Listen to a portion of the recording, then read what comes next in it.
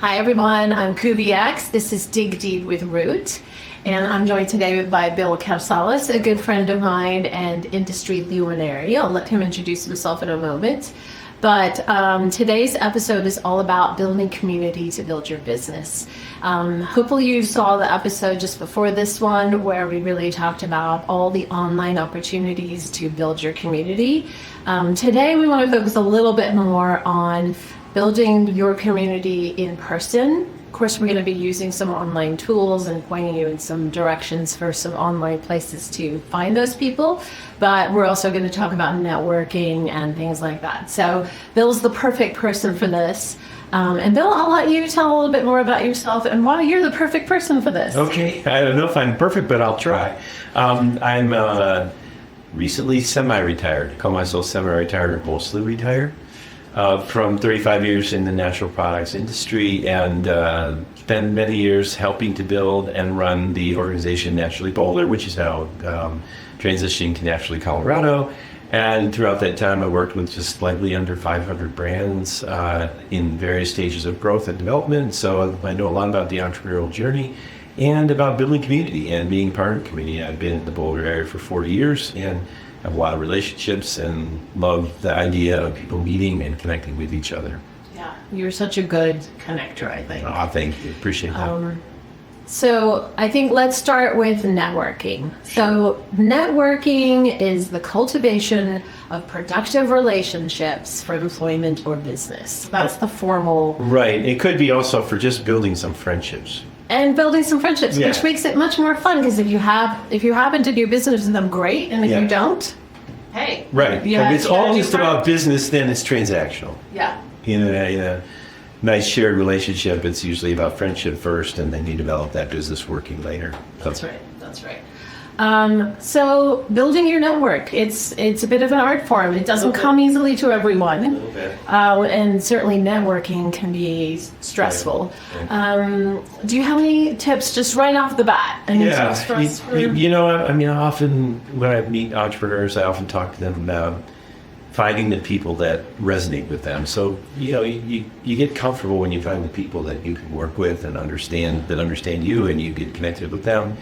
Find the place that you're comfortable, like if that happens to be rural or city or suburban, find your place and then do what you love. Because when those three things are happening, it usually means good things are going on for you personally.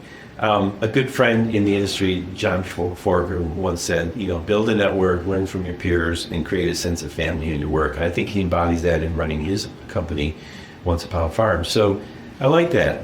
Get connected to your people and your place, and then do what you love. Sage advice. All right, so ways to find your people. Yeah. Let's break this down. Okay. So we've put together a list of 13 ways to find your people. So no shortage of ways. I think the first one is probably the most obvious, and that is, of course, as a farmers markets. Mm-hmm. We have an amazing farmers market in Boulder, the Boulder County Farmers Market. Yeah. Local networking. So farmers markets is a great place for you to meet people. Hopefully you have already considered the idea of having a stall or booth there.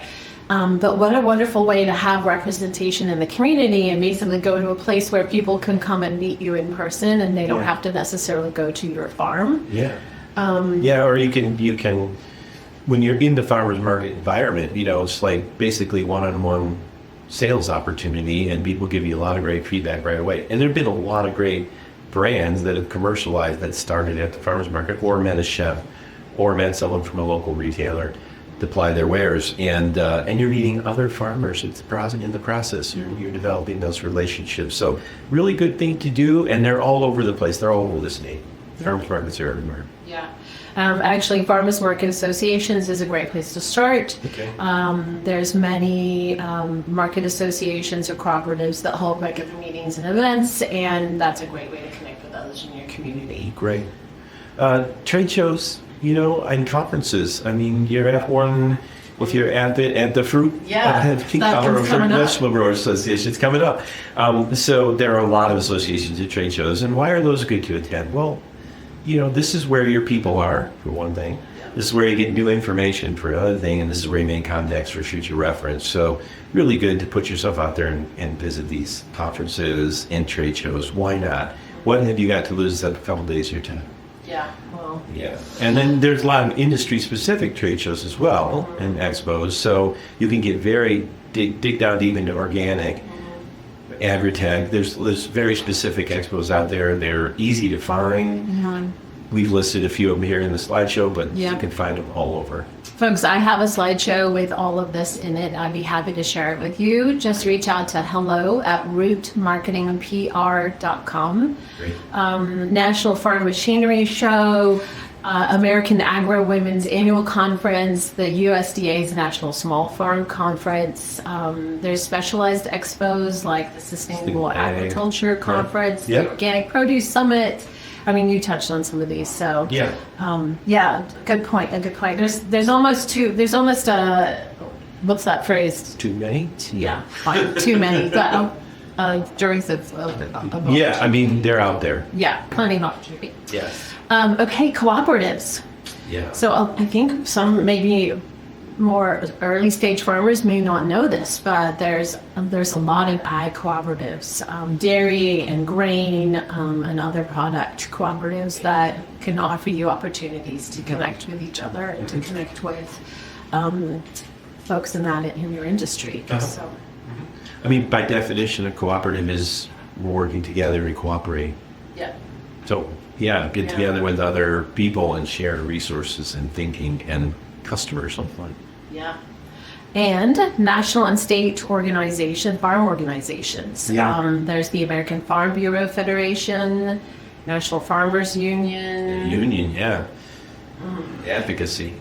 National Sustainable Agriculture Coalition, plenty of opportunities to join organizations like this. Right. Universities offer extension programs. Right here in Colorado, Colorado State University has an extension program. They've reached out into the rural communities. So getting connected with a land-grant university of any kind is really a good way to get your knowledge base built up. And also these extension services, they have really smart people doing research. And I think that's a good thing to get connected with universities, definitely. Tours, agritourism got really popular about 10 years ago. There's no reason why you shouldn't be doing that. If you can hold a tour on your farm, if you can bring people in and have them have a touch point, an actual personal experience with your farm, they become lifelong fans, and you become theirs, and it builds a relationship that you just can't beat. Yeah, and probably also bringing students out to your farms is a good idea. Mm-hmm. Give them work opportunities, help them learn about being a farmer.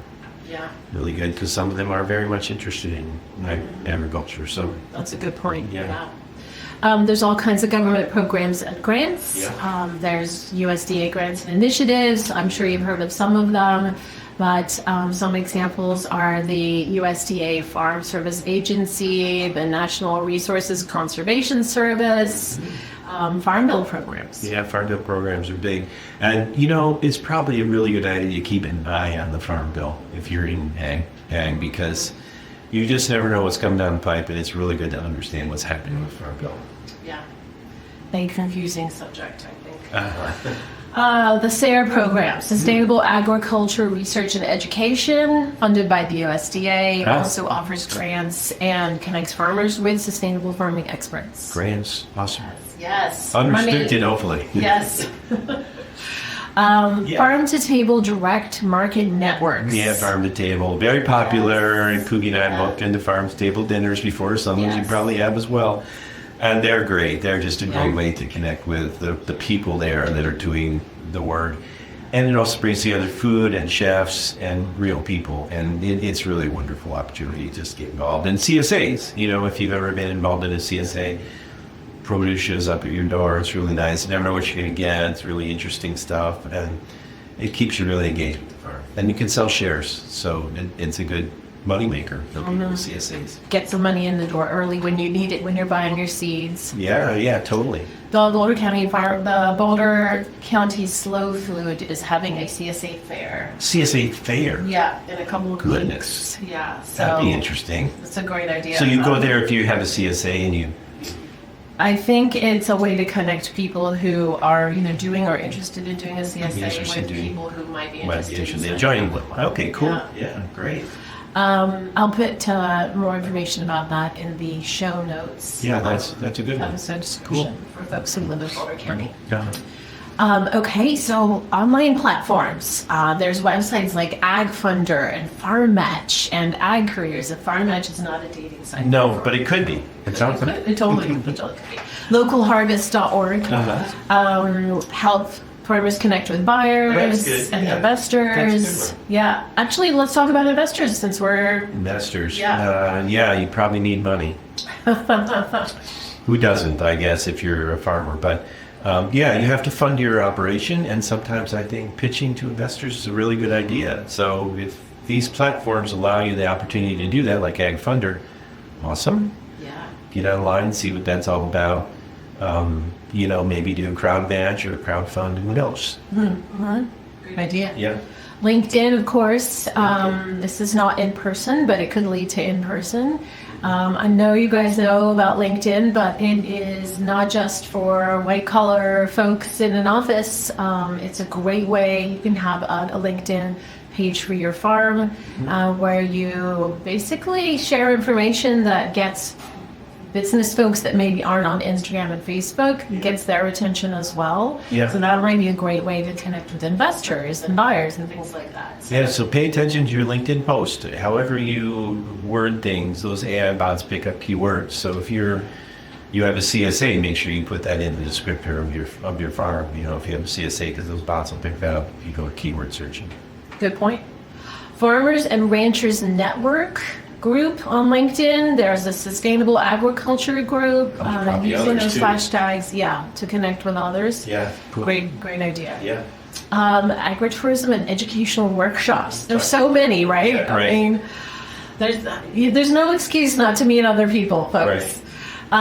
So we did mention farm tourism a little bit earlier and agritourism a little bit earlier, but holding workshops, maybe have a local chef come and teach a cooking series at your farm, and people can come and watch and can learn how to make a specific kind of food or a series on your farm. Could be a great way to Yeah, and I think agritourism is kind of a broad term for bringing people to your farm and finding ways to engage with the public.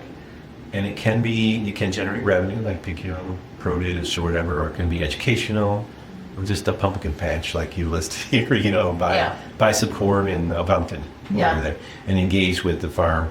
And I think it's a great activity for families, just great. Yeah. Good community building. Local meetups. So many states hold regular farmer meetups, networking lunches, and roundtable events. And those are organized by agricultural nonprofits, government agencies, local agricultural extension programs. So finding out what the government agencies and the local agricultural extension programs are, and then looking for opportunities to connect with people through them. Yeah. And then we talked a little bit about farm tours and field days already, but Anything you can do to get people to engage with you. That's right. Come to you. And vice versa. And vice versa. Yeah. And then we've already mentioned social media. I mean, you just can't not have a Facebook and an Instagram page. You these can't days. not. Yeah. That's right. Can't not. You cannot. Ag tech and innovation. Yeah. Incubators are fairly common in the tech world. Yeah. So if you're doing ag tech of any kind, incubators are really great for early stage funding. If you have a creative idea around water reclamation or something like that, you can get investors and other entrepreneurs in this space. So incubators are great. Incubator by definition is you start into an incubator program and there's no end. It's sort of like a mother hen, whereas the opposite of that is there's a 12-week program, you graduate and you go look for money. So incubators are great because they kind of nurture you along the path. which is nice.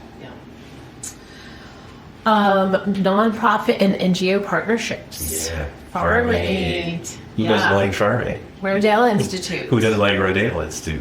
Yeah. Yeah. So they host events and workshops and conferences for farmers. Right. They focus on sustainable farming and Right. development, and they offer a great space for farmers to meet And each I other. think, most importantly, Kuvy, they keep the idea that there are real people out there growing food in front of the general public. We educate the general public about this profession called farming, which is great. So they keep that as far out in front of the public as they can, especially when big things like farming come along, big concerts, things like that. It's great. Know your farmers, know your food. If you don't know your farmers, there's no food. There is no food. Yeah. Yes. Investor network. Yeah, investors are interesting. We talked a little bit about incubators. So pitch events are everywhere, which means if you have a particular idea and you need money to fund it, you can go and pitch at an event. Startup Colorado has events all across the state. You can go pitch at those events, pitch your idea, compete for grants, all kinds of stuff, and pitch events. So they're a little intimidating, a little strange, but they're worth doing. They're not Shark Tank everywhere you go. Yeah. So, Yeah. yeah, people are real nice. This feels like networking 201, right? It Yes. feels like maybe start smaller and then get into And this. put yourself out But- there, and for a particular reason, like we're trying to raise money to take this ag tech idea we have to the next level. Yeah. So yeah, when you're ready to grow something, and I think pitching events are great, and you meet other people, you meet investors, you meet people who have already been there, done that. It's really nice. Great way to find advisors too. Pitch event. Ag Funder is a great resource for Cool. these types of pitching Yeah. events. And then, of course, those farm investment networks, Agritech Capital, the Venture Reality Fund, they focus on funding ag innovations, like you were saying. So, Yeah. Yeah. Awesome. And then one last one I wanted to mention is slow food. Join local organizations that have like-minded people. Boulder, I know you guys know, but Slow Food is a worldwide organization that is all about good, clean, and fair food for all. They are hugely, a huge part of their mission is to support farmers because good, clean, and fair food for all. And that's really a great place to meet other farmers, people who support farmers, people who love farm-to-table dinners like me. So yeah, Slow And Food. they usually do events, so you can attend an event. There's food involved, and there are people involved. Yeah. So again, finding your people in a place like that, you realize these are all similar to you. These are people that have the same, passion as you do about food. And the slow part is a little bit of a misconception. I mean, there's nothing slow about the idea of connecting and having food together. But they slow it down so you're in a room with people who have like minds, and they create these opportunities for thinking. Yeah, and I think they're trying to help regular folks who maybe don't think in this way as easily realize that it's all about the opposite of fast food. It's slow food instead of fast Well food. prepared. So Takes a little longer. yeah, that's right. That's right. So we're going to touch on one of these subjects in a little bit more detail because it's such a big part of connecting with people. Yeah. And that is how to connect with people, how to network with them, it's not just network sounds so businessy and kind of formal and officey, right? It's networking just means, we described it earlier, but basically it means how to go out of your way, how to make an effort to connect with people and make new friends. Yeah. So you walk into a room of people you don't know. Yeah. What do you do? Right. So let's say you go to these events, of which we've named like 30. 100. Before you go, a great way, a huge thing that really good networkers do is they think through, what do I have to offer the people in that room? Instead of going and thinking, what can I get out of those people? The most successful people are the ones who are thinking through, what have I got to offer? Because that is what gets people to open up and gets people to be interested and want to have a conversation is It's you having that attitude. It's not even so much just walking up and saying, "What can I do for you?" It's more that your stance is like right. It's a frame of mind. It's a frame of mind. We're gonna have an exchange here. The other thing I found really interesting too is like if you go into a room with people and you say, "I was really looking to meet Kuvy Ax. Do you know where she is?" And you can engage with people who might know you. And then, I'm looking for Kuvy because she has this great PR agency. Do you know where she is? And so sometimes it's good to have like a little mental list in mind of people you want to meet when you go into an event like that. Yes. Yeah. Yeah, there might be somebody there that can really, offer a lot to you, and you just have to kind of understand they might be in the room, and other people might know them, but if you don't. Yeah. So you have to say, do you know if she's here? Yeah, it's a great icebreaker, right? It is. You just walk up to anybody and Yeah. say, do you know Kuvy? It's almost like a chat up line. Yeah, and this idea that that it's a give-get mentality, right? I'm going to give people something in return. I might get something, but it's not the goal, That's right. right? So Yeah. this idea that you interact with people, you're sharing information, and whatever that looks like, however that ends. Sometimes it's hard to end those conversations. Oh, yes, it is. And Bill's prompting me. I know which you're is very really good at it, But I've come up with my trademarked phrase for getting out of talking to someone who. well, just not getting out. You just need to move on. You need to meet more Sometimes people. you need to move Sometimes on. you get trapped. Sometimes you need You're to just move on. talking to the same person for too long. And so, yeah, whether or not the conversation has extended to the point where it's time to leave, or you've realized you really have nothing in common with this Or person. Kuvy walks by and you need to go, excuse me, I need to go talk to You her. need to talk to me instead. A great phrase that I've used is, well, it was nice to meet you. And then I move on. I mean, it was nice to meet you is such a, it lets them know the conversation is over, but it's also so polite and sweet. And usually people take that as like, oh, good. It helps save face when you want to part, right? Because they're like, yeah, it was nice to meet you too. And then you just do your own thing. So that's my little tip of the day. That's my main tip of the day. Some people, some people are nice to so good at just walking up to someone they don't know, starting the conversation, and then exiting gracefully. Yeah, I think women are particularly good at that because we can use the comment on each other's outfits thing. So what a female thing to do is, oh my gosh, I love your whatever, right? I love your earrings, or I love your skirt, Okay. and that starts the conversation up. One that I use a lot is.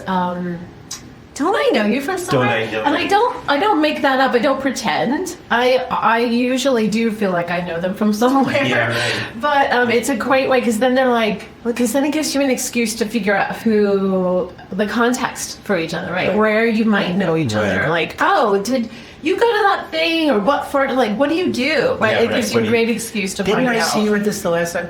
Yeah. The other Yeah. thing is, if you make it too much like an interview, like ask people just rapid fire questions, one after another, and you don't listen to what they say, Right. you can't have a conversation, right? So it seems basic. Now, the other problem is sometimes really loud in these rooms when you go to networking and you go to an event, right? So it's really hard to have a meaningful conversation, but you can get the ice broken and you can exchange a card or a contact on the phone and follow up after. It's always polite. You mind if I reach out to you after, right? And sometimes conferences will have apps that you can use to do that. Yeah. So that's really good too. So you use the electronic tools that are available to you to follow up with people you met. Yeah. Met this person, I really want to follow up with them. Yeah. That's a good one. Speaking of electronic, this is like the opposite of anything snazzy or jazzy. But one thing I do is I'll have my phone in my hand and we'll have a conversation. Like if I go to Expo West and I'm talking to 50 people, I'm never going to remember exactly what I said I was going to send that person or who I said I was going to connect them with.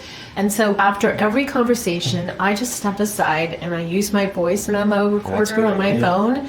And I say, just talk to Candy at blah, blah, blah, send her the blah, blah, blah.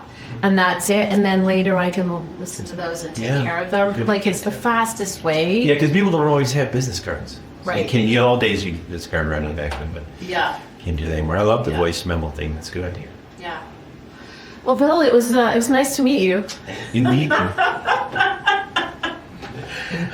Appreciate your I time. just really want to follow you around a networking event sometime so you get in and out of a conversation in record time. You are coming with me to the Colorado Fruit and Vegetable Growers Association That's right. event at the Westminster, February 18 and 19. We can practice our own rules here. Yeah.